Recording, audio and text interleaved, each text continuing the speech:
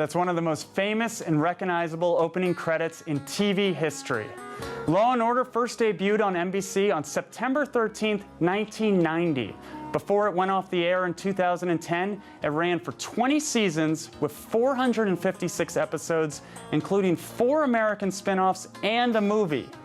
WEtv is airing the best episodes of the series as well as behind-the-scenes footage starting on July 28th and throughout the month of August. Joining us now with a look at Law & Order's legacy is one of the series' stars, Dan Florek. He's known to fans as Captain Donald Cragen on both the original Law & Order and Law & Order SVU. Absolutely. Hey, Dan, how are you? I'm good. Do you ever get sick of hearing that song? No, you know, it's funny though, I have heard it a few thousand times, I think, yeah. So, you know, 1990, a long time ago, you were working as an actor, you were doing stage, stuff like that. You're cast in this, you know, show that you don't know anything about, I'm presuming, and it probably just looks like a cops and courtroom show. Did you have any idea it would have this effect on your life?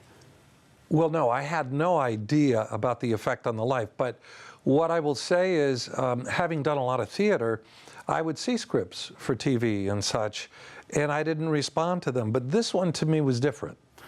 This one was smart, it was muscular, I found it very interesting.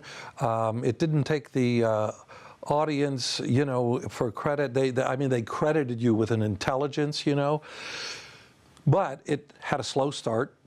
And I had no idea that it would be, I would be here 25 years later. Still talking about it. So the thing about the show that's interesting is that the structure of it was unique, and particularly unique at the time, and that, you know, each episode's very much self-contained, and you can really just dive in at any point if reruns are on or something like that, and you can watch one episode. You don't need to know all the backstory, and a lot of shows like that are very dependent on that now.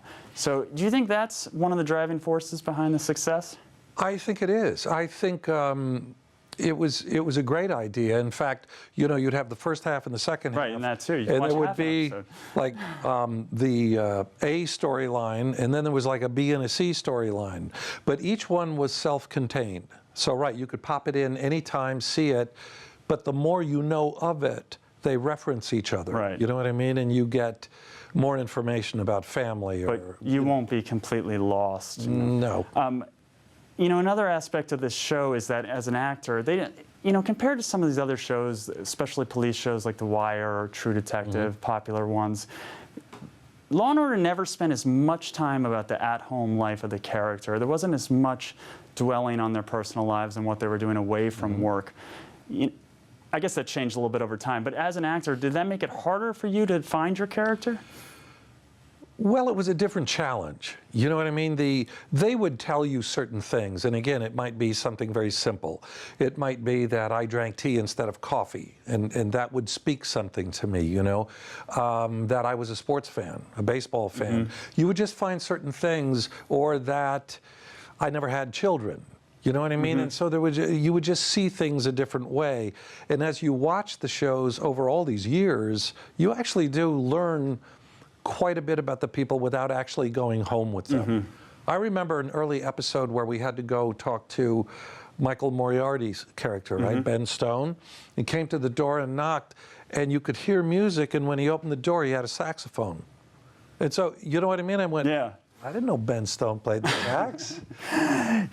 The other thing I love about the show is that it seems very uniquely New York. I mean, it's almost the quintessential New York City show. You know, Seinfeld, you know, took place in New York, but it was filmed not in New York, where you guys were always on location, on the streets.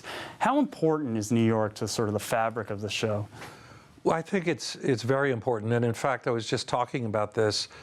When we started this years ago, what Dick Wolf said to us was, New York City is the star of the show, and the rest of us are also in there, you know? You start to recognize it's a certain borough or a certain part of town. Also, many of the people in the smaller parts were just real New Yorkers, you know what I mean? There was an authenticity, and I think there's no question. And like I say, when I walk down the street here now, I mean, everybody's Captain, you know what I mean? And it's like, they know. So is that why Law & Order Los Angeles wasn't as successful, because they took it away from this core element?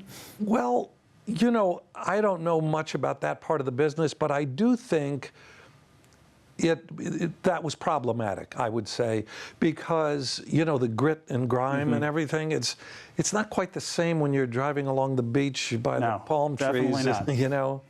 So talking about the spinoffs, I mean, you obviously spent a huge chunk on SVU. Yeah. You know, we had always seen spinoffs in television before, but Law & Order just took it to a completely different level, and it created this whole universe. And now you see it being copied with, you know, CSI and other shows like that. How is it capable? How is it able to do that? Well, again, you know, I think it goes to the core. The bottom line here is it's very good writing, and it's smart, right? The fact that you don't go home, you don't have to worry about who's sleeping with who and all that kind of stuff, right? So it's ultimately about the storytelling. Now you take like Special Victims Unit, and it's sex crimes. You know, so you take what Law & Order does, and you take some of their, you know, very specific stories, and then we focus on that. You take Criminal Intent and its major crimes, you know. Right. So, but the idea is the same. That music that we heard, you know what I mean? That's one of the things that just brings you right in, or the bump bump, you know what I mean? Never get tired of that. Yeah. So real quick, do you have a favorite episode? I know WEtv is showing some of their favorites. Well, I'll tell you what, we had just talked about this. One of my favorites, it's from the very first season, and it's called Mushrooms. Terrific episode, very powerful, very emotional, and in fact, Apatha Murkison, who's became the boss after me, is featured in that as a different character. But I also I saw a list, Prince of Darkness. Okay. And that's going to be on there. And that is one where Paul Sorvino's character, Phil Soretta, goes undercover to buy some arms and gets shot. You know, I'm saying that like people, I'm giving everyone's it away, like, of but course. I think they've seen it. Yeah. All right, well, Dan, thank you so much for coming in. Thank you very much. I appreciate it.